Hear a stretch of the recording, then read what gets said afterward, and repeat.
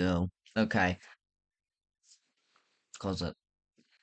Ah, okay. Hello, we're back. We're doing another one of these. Yes, you can finally see the screen this time. I messed things up. Apparently, it wasn't allowing me, or I didn't realize that it wasn't allowing me to show my screen. So yes, we are here now. You can finally see. Hopefully, I don't struggle it and ever more. I have to. Okay, I already had to fix one spelling error. Let's go. Great way to start it off. Please note that this is already. I'm giving you the same warning as last time. So if you've already watched the last video and you're coming back to here, I'm not gonna say the exact same thing as you should already know. That this thing contains content that otherwise we'll never be talking about ever again. But note that this is not actually who I am in real life, so do not take it like that or I'll find you. Anywho, let's start it off. As you actually see me now, I'll probably attempt to actually try and fix every single bit grammar mistake possible in this story while I'm doing this. I'm never go- Why did I sign up to this? Okay, anywho. We're starting on chapter 2. If you do not understand any single plot, you better go back to the last video, and then that will tell you everything else in chapter 1. Besides that, let's start this off. Chapter 2, a partner to rely on. Suddenly I felt a force push on my back throwing me off the bed, with my eyes suddenly opening in fear. Who are you? A mysterious voice called out. I looked up only to see a man in all black towering over me. He looked down at me in confusion despite most of his body being hidden in the dark shadow. I should be asking you that. I slowly pushed myself up only to be pushed back down again and held down at gunpoint. Don't think you're getting up with a ah. See, this is what I'm talking about. You guys need to deal with this. Bro, and I spelled that wrong anyway. Without stating who you are or where you are from, he said in in an annoyed tone, but also sounded calm at the cer at the certain situation. I turned my head to only see the barrel of what seemed to be a pistol pointed right at my face, also consumed by black. I heard him take another breath. So where are you from and who are you? Now! He said in a more pressing tone. At this point, I was struggling to even say words as my back was pinned to to the hard wooden floor. I started to stutter a bit. I'm from Valor. I barely could speak out the words, and it became a gibberish mess the moment stopped. But I felt the force on my back slowly retreat. You're from where? He exclaimed at me. Valor. I'm from Valor. Took a massive deep breath as he put his pistol back in his pockets and looked at me with the utmost confusion. Boy, I know someone from Valor when I see one. Are you sure? I can tell by that badge you aren't from Valor. What do you mean? What badge? I asked him in confusion. That badge on your pants. That badge ain't even from any clan I've seen here. If I'm not mistaken, that's from the clan Wolf. He said and looked at me with the utmost confusion. I've never even heard of Wolf. Not once in my life. Not once. Uh, uh, shush. In my life. The only thing I could process was the word wolf, and even I couldn't think of a single clan named Wolf in the area around me. What's that? I'd said to him in a worried tone. He was trying to say something, but we heard the word crying. I think that's supposed to be weird. You guys can shut up. I don't care if you're yelling at me. But we heard the weird crying noises again coming from outside, nearly identical to the cries from yesterday. It's a Japanese clan in the west, he sighed before continuing to speak. They were a very powerful clan before multiple clans had enough and ambushed the place. He looked down at the badge one more time, taking a pause as the cry continued, and you could tell by his eyes he was in annoyance. The clan lost its power after a tough week of war, and barely anybody survived the onslaught. There's only been 5 confirmed survivors so far, so this must make you the sixth and youngest one. He took another pause and walked to the window as the crying still continued. Now, what is your name? He told me. Gaito. I replied as he snapped around and looked at me dead in the eyes. I could tell he was at loss of words as I pulled myself up. Are you okay? I asked. He shook his head. That asshole of a co-leader kicked you out based on your origin and kicked my ass out nearly 5 years ago, he said in near anger. What, you were kicked out too? I replied in complete shock. I used to be in such Sultran, which was a Russian clan before I moved to Valor due to conflict there. The leader masked my identity, but it didn't help, as in the time he left, the co-leader kicked out, had me kicked out. He sighed in disappointment. Nobody cared to look for me and left me out here to rot. Looked at the floor as the crying got louder, but less like the crying from the day before. That doesn't sound right, not one bit. His head immediately flicked up as he kicked the door wide open with his pistol in hand. I joined him and grabbed my rifle and got got it ready as the crying stopped completely. My heart sank the moment I saw a small child pop from behind the bushes, and the other person slowly put his gun away, as I soon followed. However, something didn't feel right, and the child came running to us. A demonic screech soon followed. The man grabbed. Okay, I'm gonna just put a comma there. Y'all can shut up. I don't care what anybody has to say. I will fix this story with many grammar mistakes midway through because it's a freaking podcast. I don't care. Anywho, the man grabbed his gun and pulled it right out and pointed at the bushes at this behemoth. As behemoth ran full sprint out from the bushes. Bam! Bam! Bam! The noise echoed through the forest, and the demonic screeches became whimpers as the whimpers became nothing but silence as the behemoth fell in a daze and collapsed on the hard forest floor. The kid looked up at the man with pure horror in his blue eyes. The kid had to be under the age of 10 at most maybe 11, and he is out here in the wild with Balon and Fravels roaming around. As I looked at the kid, he was near the verge of running away. I could tell from his eyes. The kid just stood and looked in horror and as I looked at his clothing, it was just a camel shirt and pants like I was wearing instead. There's no badge unlike my clothing has that has two. And the man slowly put his gun back into his pocket and face palmed at the sight. Who the hell is letting a child go hungry and homeless in this crazy wilderness? The man mumbled to himself. What? I questioned him. Nothing, he said with a smile on his face as the child immediately started to try and run away. And run. This ultimately failed failed as he tripped on a rock. Soon the man went running towards the kid and said, Stay here, we'll talk later. I'm bringing this kid to Hallow. I nodded my head in response. Just stay safe, please, he soon said. That's needs to period. This is a podcast. I don't care what the hell happens here. Y'all can deal with it. I'll guess it. I know I know you I know you. I know you. Stay safe out there too. I said as he walked the kid away from the site. I took this opportunity to check out the cradle lying on the ground. It was motionless and still that weird gray I remember. The cradle also looked humanoid and assumed it was the same one I saw yesterday.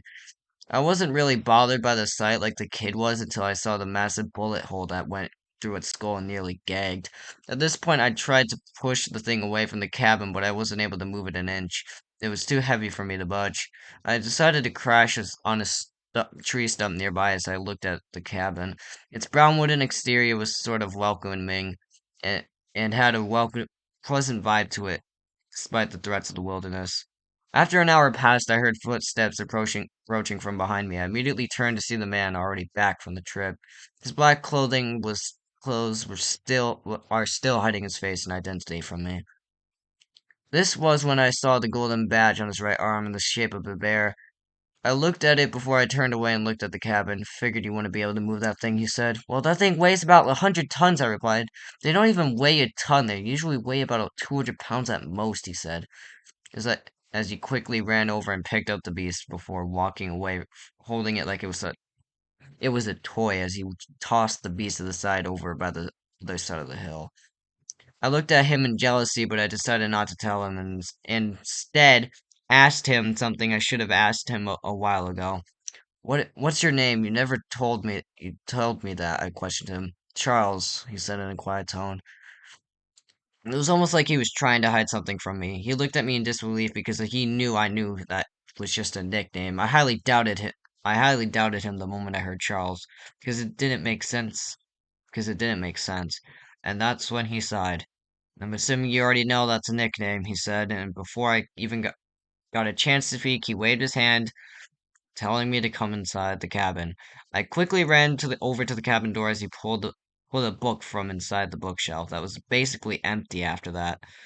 The only other thing that was on that shelf was a small plant. Seemed like it was almost plastic and fake, but it was hard to tell. Is everything good? I questioned him. I questioned, and that needs to take that, and then that. I don't need it. Come here, he replied as the book opened. It was a diary filled with lighting I could never understand. It was filled with things like log 1 or end of log 1 and other writing that made no sense to me. He turned his head just to see me dumbfounded on the spot, just looking at the diary. Nothing made sense, and it didn't help that he was laughing his ass off. Need a bit of assistance understanding this? He asked me before laughing again. I stood dumbfounded and only shook my head. Figured as much, he said. Maybe I should give you my diary and see how you would like it. He started laughing again as I looked at him with a stubborn expression. Just shut up and listen. Why the hell is that so spaced apart? That's not needed. And then there needs to be this as a podcast. I'm just gonna keep telling myself that I'm fine to do this. Shut up and listen, he said before taking a deep breath and started reading the first page, thankfully in English. Log 1. He paused for a second before continuing. Things have not been the same since the raid, and by the time he was born, our life was in grave danger. The raid did a number on our clan. We are struggling to have the leader rule. Our son might be able to carry our family origin, but I don't know how long I have with him. And even if he and if he even can, I'm so worried about losing him too soon, or if I'm going to lose him mine before his. My own baby doesn't even have a father because of the raid, and now I'm a widow and a single mother. The only thing that came to my mind was for my own son to stay safe, but I feel as if he's going to be born a fighter, but I can't quite put a name yet. It's too stressful. That's being changed immediately. No, not a you. Thank you. It's been nearly 20 hours and finally hit me that my newest son shall be called Igar.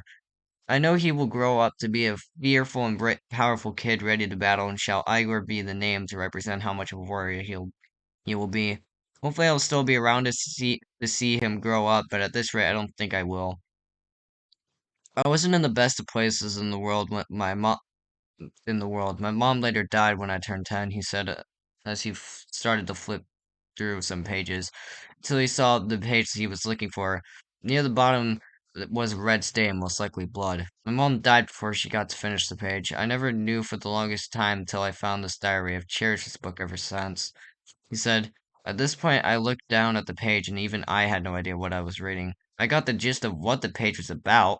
I could tell by the writing the page was filled with panic and sadness. I could just visualize them finding his mother's hiding spot and killing her. I looked away from the diary and I couldn't let myself have him read it to me. I was scared I was gonna cry. I could tell just by the way he looked at me he knew I couldn't listen to the final page because I started to realize what it meant. He looked at me with guilt. He knew he messed up, but he saw right through me and instead had a different reason why he looked guilty for what he showed me. We both had a moment to process the entire thing as I plopped myself on the bed trying to process the events that just happened. All Igor could do was just slowly close the book and put it back on the shelf. Enough of that. I've said too much, he said as a drip of water started to fall from my eye. I was prepared to cry, but nothing came to that avail. Maybe we should have left that book closed. I've seen too much.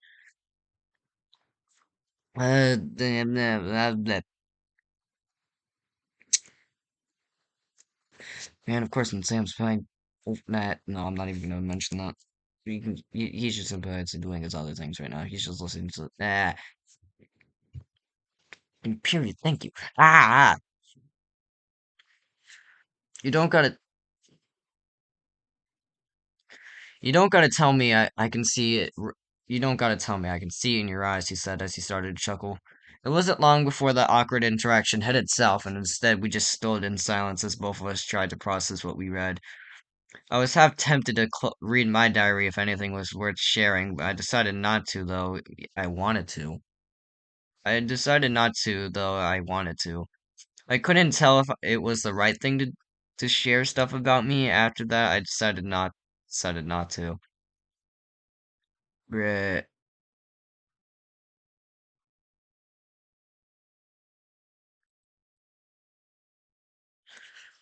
Oh, I'm gonna, bleh. I pushed myself off the bed only to hear the faint noises of non-human cries coming towards the shack. This caused me to panic and quickly dipped under the bed. Igor only shrugged to put his hood on and dipped into a hiding spot. Get over here, that bed won't do you much, he exclaimed. I pushed myself out from under the bed and quickly dashed to the corner, only to see a ladder leading down.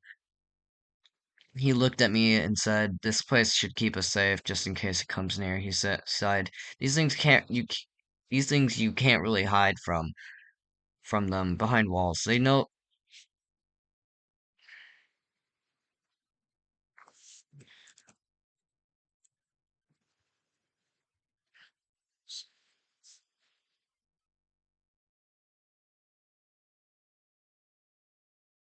they will know. Bushes, however, will work on these these basements. He said. I nodded my head in understanding him. I nodded my hand in un ah I nodded my head in understanding him as the crying got louder and louder to the point where it sounded like it was right outside. Edgar gave me the signal to quit my yapping even though I wasn't even talking. About an hour passed before the cries were completely gone, and Igor quickly got up and ran quickly to the old ladder. I tried to process what was around me, but because I came inside in such a rush, I didn't realize it was pitch black. I looked around more and found nothing. It was all black. I tried moving around, but I was scared. I just kept going in circles and eventually stopped when I saw a weird white object in the corner of my eye. I quickly turned and faced what was only to see a white face in the corner, or what I think is the corner of the room, and the crying started again. I started to panic as the weird face turned into a smiley face floating in midair.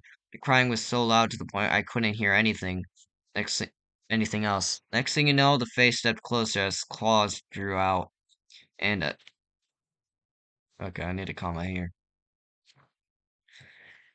And this weird blood curdling and drew its claws out, and this weird blood curdling scream that could be heard from miles away, scarring my hearing and scared me so much. Suddenly, the face pounced on me. That was it. I died. It was short. That was it. I died. It was short, but I was dead. Boy, are you okay? You nearly had a panic attack, a voice said. I woke up in a daze only to see I was put on the bed and the crying was still happening just farther away. So that face in the corner wasn't real, I said. Igor looked at me in utter confusion and realized I was having hallucinations. And it turned out after he started explaining everything, the crying did indeed stop, but my screams caused it to come back and nearly gave him a heart attack. He came down to find me laying on the ground in a hurtled position. I looked around the area and nothing looked nearly as bad as how I just saw it. I looked at him I looked at him as he began stating how we've been down here for over 3 hours now, and he then later states, "But you have scared me to death. You have scared me to death with what you just pulled off," he said as the crying became nothing but a knock on the door. I could tell we both knew Cravels couldn't knock and dashed up the stairs where the ladder was. I was having well, I don't know what.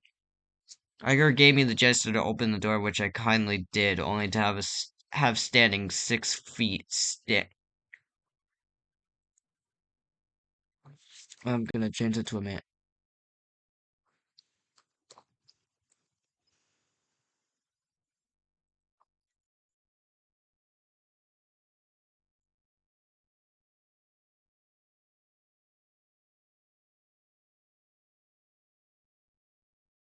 In the door. He looked puzzled and concerned, but then relieved in about 10 seconds. Thank God I found you, the young man said. I looked at him in confusion. The whole village got worried sick when one of the guards went into tears after shutting the gate, he said. That guard was ruthless, I explained to as Igor nodded his head. He isn't like that when you get to know him, he said. I looked at the ground and stepped back. Igor didn't even Didn't even need me to explain, just came walking to the door like he knew what that's what I was hinting at. So I'm assuming you're only after him? Igor asked the man. Explain to me who you are, you look familiar, the man asked. Igor, he said. The man stood dumbfounded and looked at the condition we were in. Igor sighed before continuing. I'm assuming everyone didn't care much when I was kicked out, he said in a little more annoyed tone. Few knew as they saw the event happen. I was planning on searching for you a while ago, but I didn't have the guts, he said. The wilderness isn't that hard to live in, Igor stated. The man sighed. If you knew, you would eat those words, he remarked. Why? Igor said. Igor stated. I should probably make that a question mark. Where the fuck is my question? There it is. Igor stated. A Japanese clan named Dragon, the man sighed.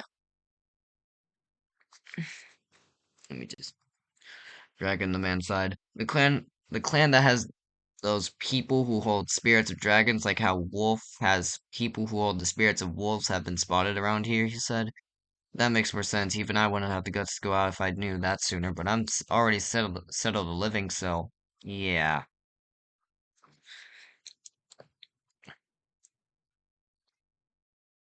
Iger remarked. Do you know Japanese? I questioned rat.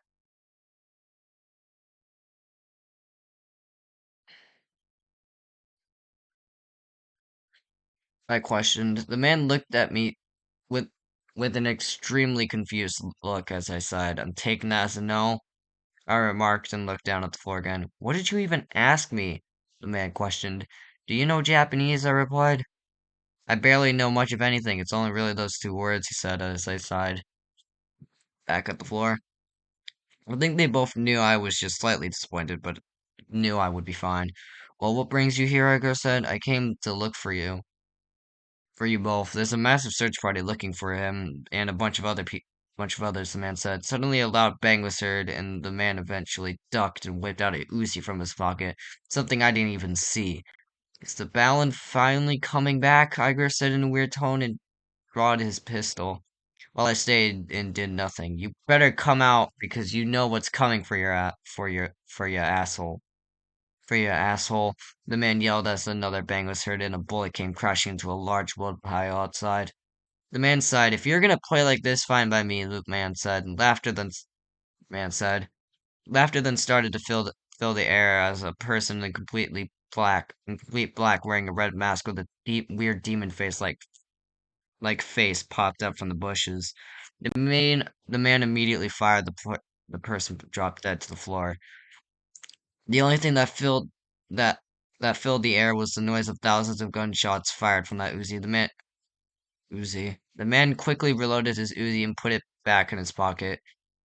That person should have known what was coming for him. Did you just use an Uzi from that range and still kill him? Igor remarked in a very shocked tone. Yep, I modified the Uzi to lower its spread and increase its range, the man said. Igor shook his head and seemed impressed as two other people came running into the cabin. Who are these people? I said. My friends, he replied.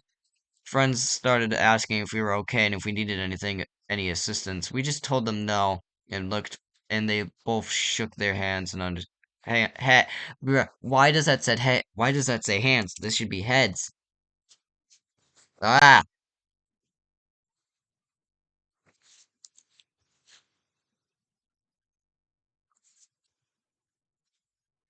but they still decided to stay. It wasn't much of a small talk and more of a full blown. It, eh, it wasn't much of a small talk and more of a full blown conversation, just with the friends looking back and forth with guns drawn, making sure Balin didn't surprise attack per usual.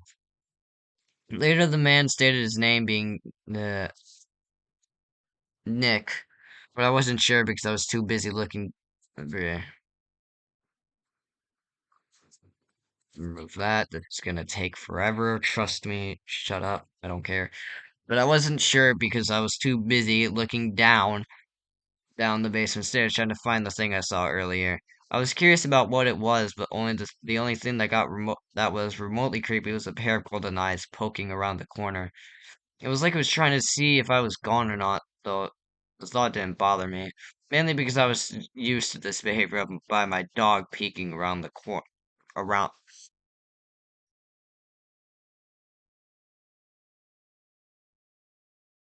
I am so glad back.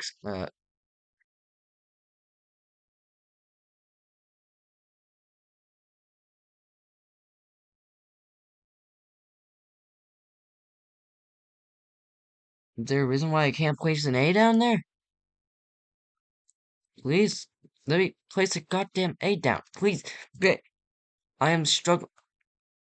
Thank you. Around the corner to see if it was me or Tyler, and the excited look I would see as the edge of my, see at the edge of my basement stairs, realizing this was me. It almost made me cry. Stop staring at the basement stairs for moving, Igar said, patting my back. Oh, okay, I replied. I looked down as I swore I saw the eyes poke around the corner again. Igar pushed me away from the stairs and got me outside. I almost fell over from the force, but luckily I held my balance. Well, he finally got this little guy away from staring at the basement, Nick said? I didn't know if that was his real name. Nick, are you sure we could somehow sneak them in? One of the friends asked. This immediately confirmed his name was Nick.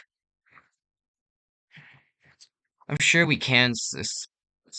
Specifically, if we go through the one on the far left, we should be good. Barely anyone goes there. The co-leader doesn't know about it. Nick sighed for a moment. Oh shit! How the hell are we already down? So what? Okay. Though we won't have much options for food, but I highly doubt my grammar's immaculate. But I highly doubt the co-leader knows anybody's doing this.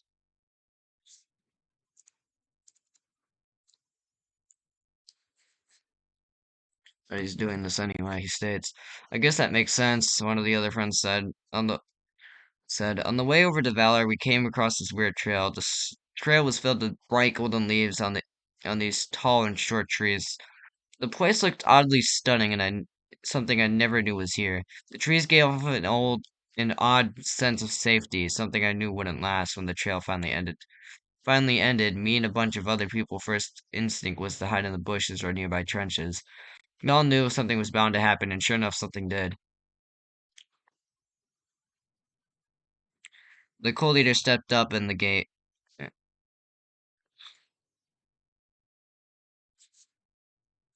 to the gate and eyed Nick and a bunch of other people who were also part of the search party. I don't ever recall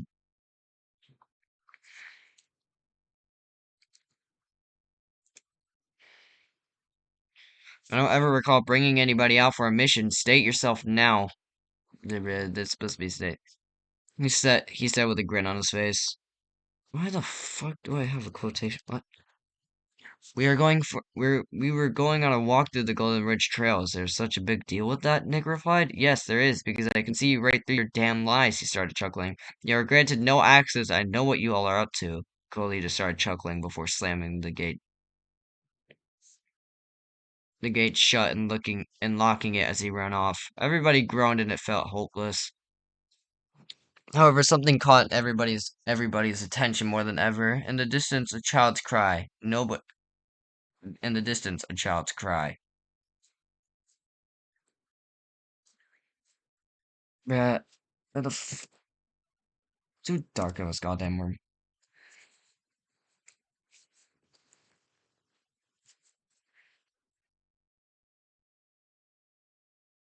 Look, I'm trying, you guys. Shut up. I couldn't see all the yelling in the comments right now. Uh, Nobody knew where it was coming from, but I speculated it was coming from down the trail. I think it's coming from down the trail, I said. People started looking at me like I lost my mind. Boy, are you out of your mind? Iger said. Leave that youth alone. He might be right, Nick said.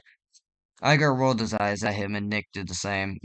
We decided to run down the hill in a group of 20 people looking for the crying. While running down the trail, the crying only got more and more loud. However, the crying sounded less and less human and more sinister and creepy. It's caused a wide majority of us to draw out our guns. Things like snipers, SMGs, pistols, and rifles. Some of us even had the guts to pull out knives. Next thing you know, a loud scream filled the air with a demonic sound. The noise sent chills down my spine. Next thing everyone hears is the word "Fire!" from the crowd, followed by dozens of gunshots and a weird whimpering sound. I looked up with my ears ringing and vision blurry, only to see three Cravels dead on the hard trail ground. These things decompose fast. Just toss them into a ditch, Nick said. Igor nodded his head and tossed him to the side. Nick started to say again. Anybody want to set up camp nearby? He remarked. The crowd said yes, or I, or ABC, whatever that means. Nick started walking to the right, and everyone soon followed. After a while, Nick finally stopped and examined the land. Yep, this land is perfect for us to set up camp, he said. People started to talk to each other the moment he said that. I couldn't process everything, but everything, but many things, everything. But bro, why did I? But many things were mostly positive or something. I didn't even understand. However, deep down, we all knew we were going to be here for a while. Nobody even knew where we were or how far we were, how far Valor we,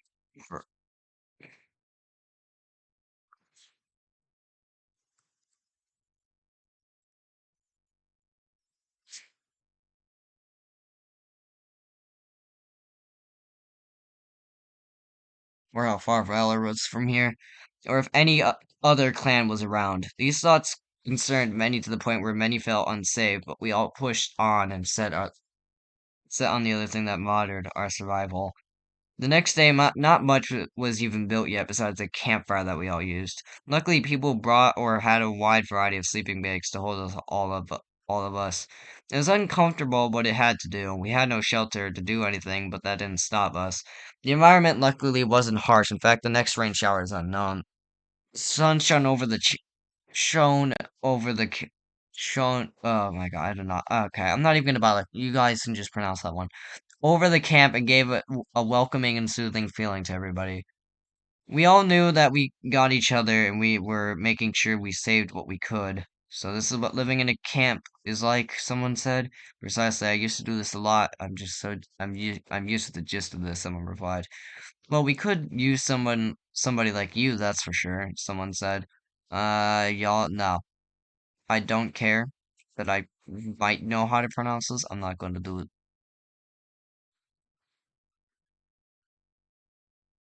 Why the hell do I know how to pronounce most of that sentence besides one word? I'm not okay. Never mind. I'm sorry. I'm not doing it. Somebody said. Everybody looked at him in a hint of confusion. He said, "Please tell me we won't be here for long." Somebody replied. Everybody started saying, "Oh." However, I remained silent. I didn't know anybody besides Nick and Iger, but even then, I didn't know them much to be actual friends. I felt kind of alone, and I could see that many other people also felt the same way. We didn't really know each other till fate decided to force us together. Felt uncomfortable together. It felt uncomfortable to be this close with dozens of unfamiliar faces. I decided to push these feelings aside and just ignored people while people wait. I said extremely quietly. What? I questioned very quietly. I looked around to see how quickly the trees in a small area were cut down in almost an instant and suddenly grown back in its exact same location. Everybody looked confused and intrigued by what just happened. How did the trees get cut and then suddenly grow back into their original shape? Somebody asked with a confused tone. I looked all over just to see a bunch of logs all over the campsite. Timber! Somebody screamed within the crowd. No one had the guts to laugh at that. Damn, such a joy killer, the same person said again. Boy, we ain't worried about your jokes. We're more worried about these damn trees, someone else said. Uh, no. Somebody shouted. I couldn't understand, nor could anybody else. I'm assuming you guys need translation, somebody said. Everyone nodded their head. So powers are real. I knew it, he said. Suddenly, everybody looked at the child with the deepest confusion on their face, well, besides Igor and Nick for some odd reason. In fact, Igor seemed to know something. Seems to seems to know something I don't. The little boy looked down in embarrassment. Eventually, everybody started using this weirdness to their advantage. Decided to build shelter. Luckily, we had people who knew what they were doing. This started off. This started us off with a good start, and we hoped we could gain our survival, our freedom, and must back importantly have access back into valor. Something like that will most likely never happen anytime soon. And yeah, that's it.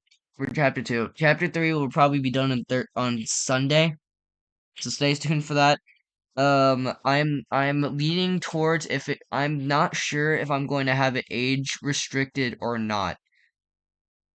It's not because there's N-words. I'm not that kind of person. There's no N-words. I've even said this in the first video, and if you somehow got this far, I'm don't know. I'm iffy on even if I want to post it and not be age restricted.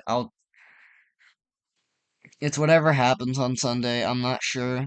It might be age restricted, it might not. It depends. But we'll see you there.